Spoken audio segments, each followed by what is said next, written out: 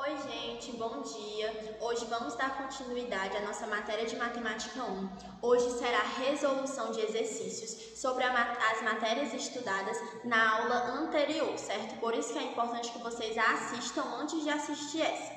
Mas antes da gente dar início, algumas dicas de estudo. A primeira é que vocês procurem um lugar sossegado e silencioso da casa de vocês para que vocês possam se concentrar e ter um bom rendimento. Não esqueçam de pegar seus materiais como caderno, lápis, borracha e principalmente o livro didático de vocês para ele servir como base durante nossa aula. Como eu havia falado, nossa aula hoje é de resolução de exercícios, Matemática 1, certo? Todas as questões que serão trabalhadas, elas são do livro de vocês. Eu trouxe as imagens para quem não tem livro poder nos acompanhar visualmente. Primeira questão que nós iremos resolver é a questão 7 da página 75, onde a questão dá 3 conjuntos numéricos para a gente. O conjunto A, o B e o C. E pede no item A, B, C, D e E algumas relações entre esses conjuntos, que nós iremos resolver por partes, ok? Então, inicialmente, nós iremos escrever quais são os 3 conjuntos que nós iremos trabalhar nessa questão. A gente tem o nosso conjunto A, que ele é constituído por 0 e 1. Nós temos o nosso conjunto B, que ele é constituído por -1, 0 e 1. E a gente tem o nosso conjunto C, que ele é constituído por 1, 3 e 4. Agora vamos dar uma olhada no item A. O item A, ele pede para a gente a operação do conjunto B menos o conjunto A. Como a gente efetuaria isso?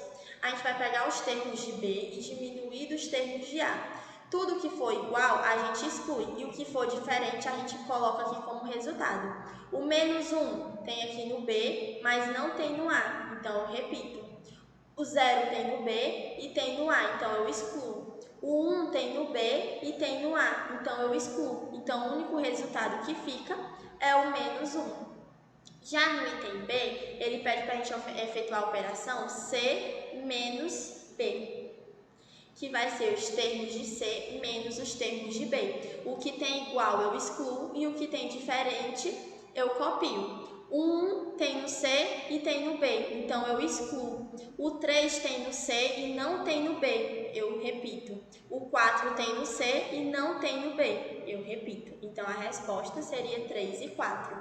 Já no item C, ele pede para a gente B menos A vezes C menos B. A gente já sabe quais são esses valores. A gente sabe que isso daqui é a mesma coisa que -1, que é B menos A, vezes 3 e 4, que é o C menos B. Como é que eu efetuo essa multiplicação? Fazendo pares ordenados desses termos com esse. Nesse caso, o resultado seria -1 e 3 e -1 e 4. Essa multiplicação dá origem a 2 pares ordenados. Agora eu vou apagar para a gente poder fazer os demais itens. Agora nós vamos efetuar o item D, certo? Vou só repetir aqui nossos conjuntos numéricos que eu apaguei para a gente poder saber com que a gente está trabalhando. 0 e 1. Dando continuidade, o item D. No item D, ele pede C menos A vezes B. Inicialmente, vamos aqui fazer a substituição do C menos A. Qual seria o resultado? É os termos C menos os termos A. O 1 tem no C e tem no A, então eu excluo. O 3 tem no C, mas não tem no A, então eu repito. E o 4 tem no C e não tem no A, então eu repito. Vezes B. O nosso B é -1, 0 e 1. Agora eu vou efetuar a multiplicação, fazendo a formulação de pares ordenados. O 3 com -1, com 0 e com 1, e o 4 com -1, 0 e 1. Então, ficaria os seguintes pares ordenados. O 3 com o -1, o 3 e o 0, o 3 e o 1. E após isso, o 4 com o -1, o 4 com o 0 e o 4 e o 1. Então, essa multiplicação daria origem a esses 6 pares ordenados. Agora, o item E. O nosso item E pede C vezes C. Então, eu vou ter 1, 3 e 4 vezes 1, 3 e 4. Então, vai ser a formulação dos pares ordenados. O 1 com todo mundo de lá, o 3 com todo mundo e o 4 com todo mundo. Então, como ficaria? 1 e 1, 1 e 3, 1 e 4. Depois, 3 e 1,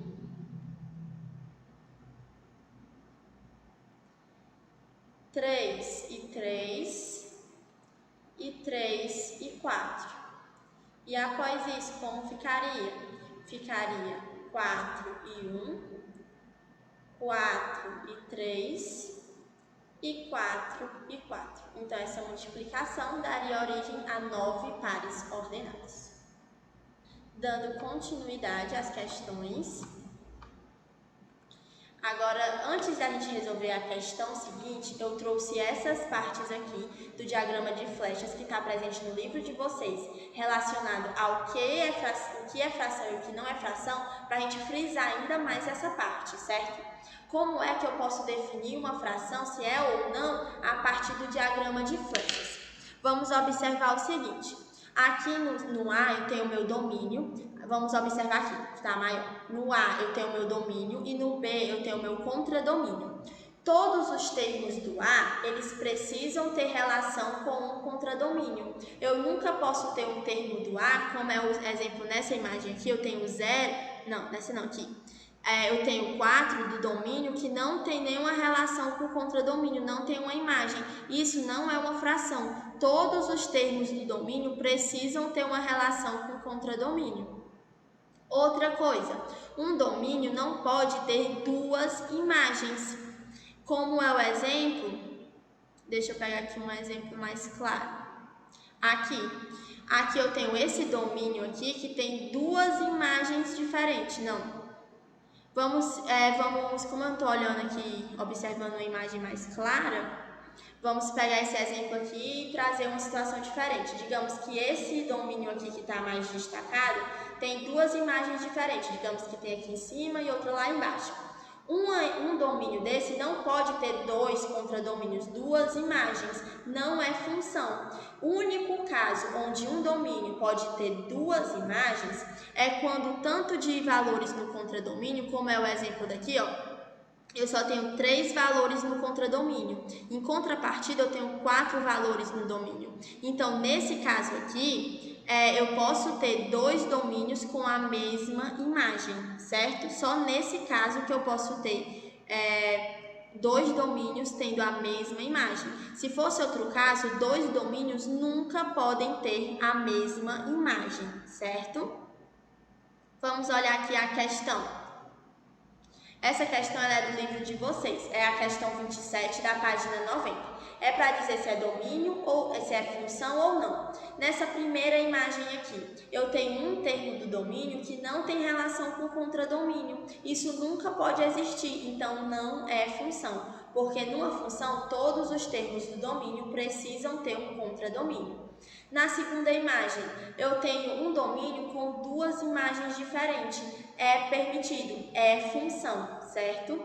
Aqui nesse caso, no exemplo 3, eu tenho 3 domínios, cada um com imagem, está sobrando termos no contradomínio, não tem problema, só tem problema se sobrar termos no domínio. Então, o exemplo 3 é função.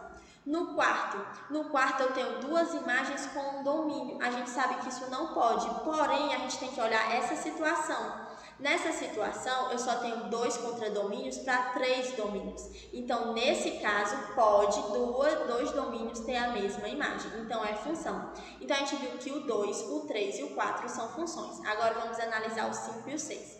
O 5 também é função, já que eu só tenho um contradomínio, eu tenho 3 domínios para uma mesma imagem.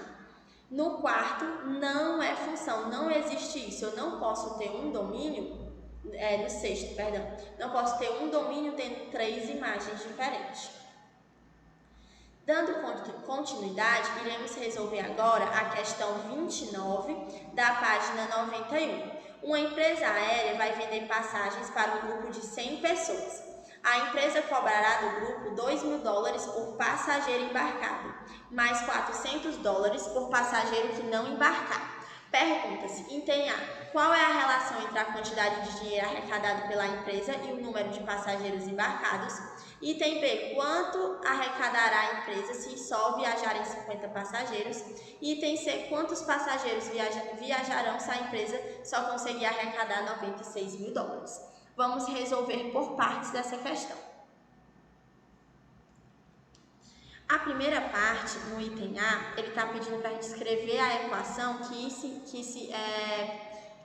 que simboliza esse tipo de situação. Quanto é que uma empresa lucrará dependendo da quantidade de passageiros que embarcar?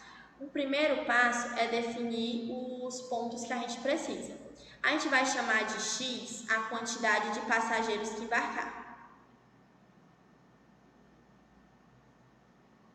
De passageiros que embarcarem, certo? Então, X é a quantidade de passageiros que vão embarcar no voo. E a gente sabe que 100 é o total de passageiros, de possíveis passageiros. E a gente sabe que a cada um passageiro, a cada um X que embarcar, tem que pagar $2.000. E a cada passageiro que não embarcar, um passageiro que não embarcar, tem que pagar $400. Sabendo disso, no item A, pede para a gente escrever qual a equação que vai simbolizar quanto a empresa vai ganhar.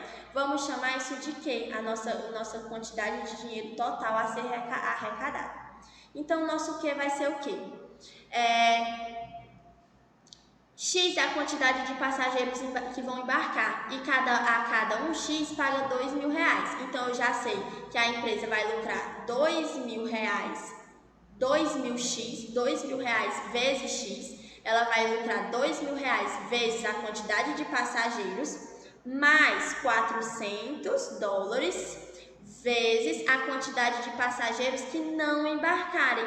Quem é a quantidade de passageiro que não vai embarcar? É o 100, que é o nosso total, menos a quantidade que embarcou. Se 100 é meu total e X é o total que embarcou, o que sobrar é quem não embarcou. Então, a quantidade total, isso aqui é a resposta do item A. A quantidade total de dinheiro que a empresa vai lucrar é $2.000 vezes X, 2.000 vezes a quantidade de passageiros que embarcarem.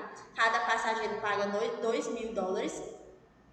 $400 vezes o tanto de pessoas que não embarcaram. E o tanto de pessoas que não embarcaram é 100 menos o tanto que embarcou, porque o que sobrar é as pessoas que não embarcaram. Então, essa é a resposta do item A. No item B, pergunta quanto é a quantidade de dinheiro se embarcarem, se o nosso X, o total de pessoas que embarcarem, forem 50 pessoas. Eu vou botar minha fórmula aqui de novo, reescrever 2.000x mais 400, 100 menos x. Vou substituir, aonde tem x eu vou botar 50. Então, meu Q é 2.000 vezes 50 mais 400 vezes 100 menos 50. Então, o que é que eu vou ter? Inicialmente aqui, vamos efetuar agora as operações. 2.000 vezes 50, onde eu vou ter 100.000, mais 100 menos 50 dá 50, então é 400 vezes 50, que dá 20.000. E a soma, eu vou ter que a quantidade total de dinheiro que vai ser arrecadada é R$120.000 se viajarem 50 passageiros. Agora, no item C, ele pergunta quantos passageiros vão embarcar se a empresa arrecadou 96.000. Vou apagar aqui. No item C, ele já diz o contrário para a gente. Ele pergunta quanto vai ser o X, quantos passageiros vão embarcar, se o meu Q for 96 mil dólares. Vou reescrever a nossa fórmula, que é Q igual a 2.000x mais 400, 100 menos x. Aonde tem Q, eu vou substituir por 96 mil. Fica 96 mil é igual a 2.000x mais, agora o que é que a gente vai fazer, gente?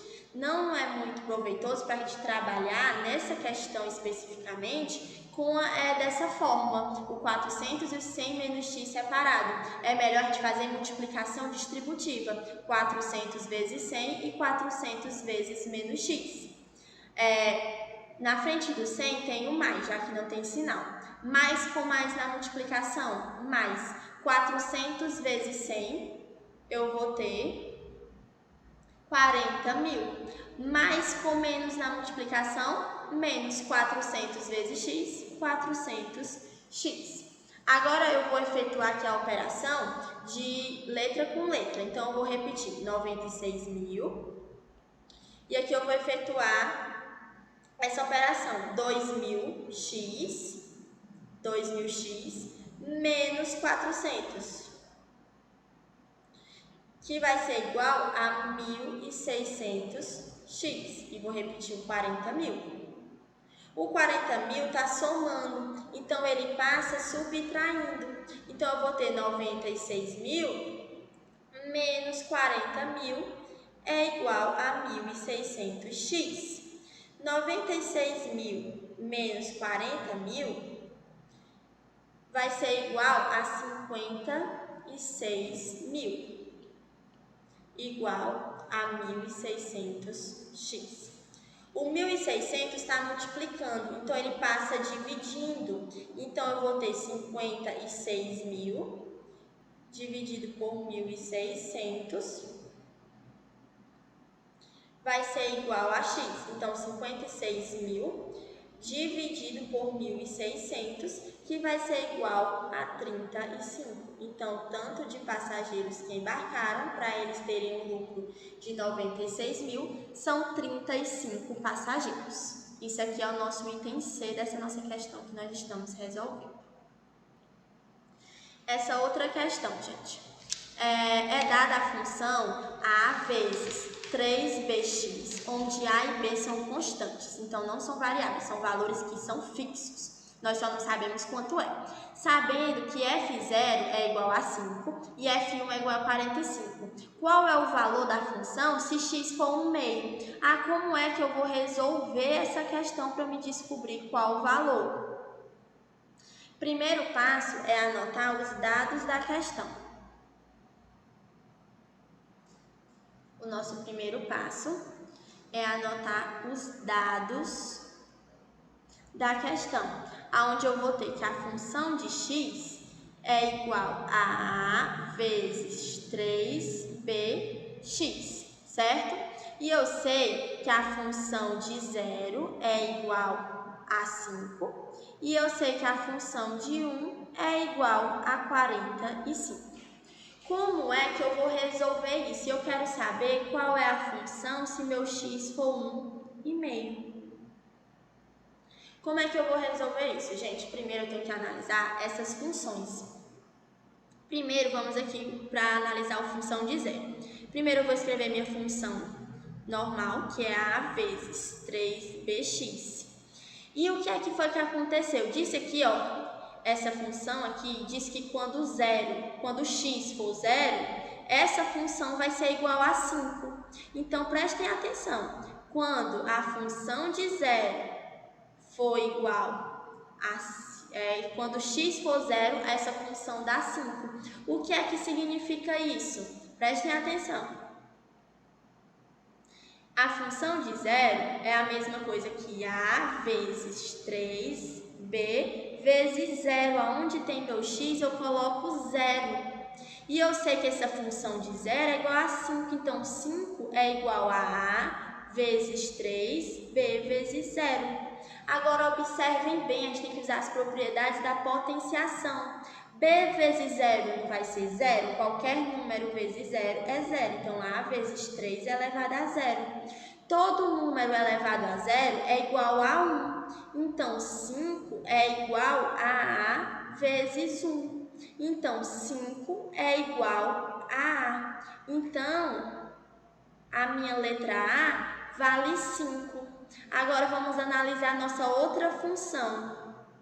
A nossa outra função, vamos repetir novamente a nossa base, que é A vezes 3bx. E a nossa outra função diz que F1 é igual a 45. O que significa isso? Eu sei que F de 1 é quando o meu x é igual a 1. Então, eu vou ter A vezes 3, B vezes 1, porque meu x é 1. E eu sei que F1 é igual a 45. Então, 45 é igual a A vezes 3B vezes 1. E B vezes 1 é igual a B. Então, 45 é igual a A vezes 3B. Só que quanto é meu A? Meu A é 5, vou substituir. 45 é igual a 5 vezes 3B. O 5 está multiplicando, então ele passa dividindo. 45 dividido por 5 é igual a 3B. Então, 45 dividido por 5 é 9. Então, 9 é igual a 3B. Só que a gente vai ter que trabalhar de novo com as propriedades da potenciação. Vamos prosseguir aqui desse lado, ó. Vamos trabalhar com as propriedades da potenciação. A gente encontrou que 9 é igual a 3B. Eu consigo, para me trabalhar com igualdade de potência, a gente trabalhou isso na potenciação, eu tenho que deixar na mesma base. Eu sei que 9 é a mesma coisa que 3 ao quadrado. 3 e 3, a minha base é 3. Então, eu posso igualar os meus expoentes. Então, isso eu digo que B é igual a 2, propriedade de potenciação. Eu encontrei quem é meu A e encontrei quem é meu B. Agora, eu vou fazer as substituições necessárias. Que quais seriam? Eu vou dizer o seguinte, eu quero saber, primeiro eu vou escrever minha função base, que é igual a A vezes 3bx.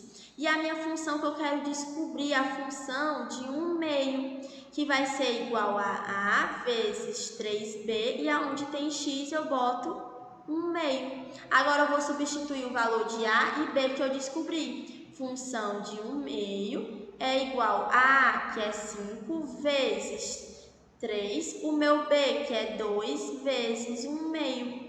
Aqui, ó, 2 vezes 1/2, eu corto 2 com 2 e só sobra 1. Então, eu tenho que a função de 1/2 é 5 vezes 3. Então, a função de x sendo 1/2 é 15. Então, assim, a gente conclui essa questão, certo? E assim a gente conclui nossa aula de hoje. Se você quiser rever essa nossa aula ou qualquer outra, vocês podem estar acessando o site da escola ou o canal do YouTube da escola para vocês reverem essas aulas quando e onde vocês quiserem. Lembrando de baixarem o aplicativo da escola para vocês terem acesso às agendas digitais e que é de extrema importância. Espero que vocês tenham gostado da nossa aula de hoje e até a próxima!